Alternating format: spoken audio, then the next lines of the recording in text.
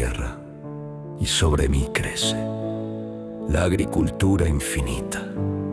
Recibo el beso líquido de la minería y la espuma. Guardo en mis entrañas el acero y las bocas de los violines enterrados.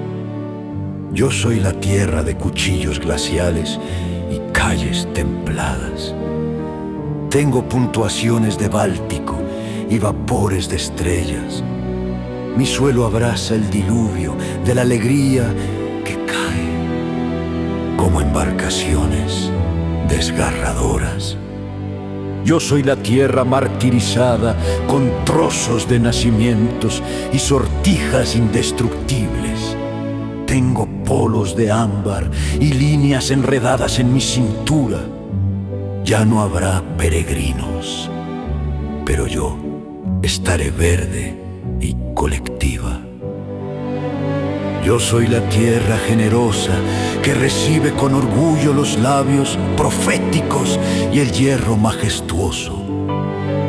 Gota de aire y viento roza mis curvas erizadas.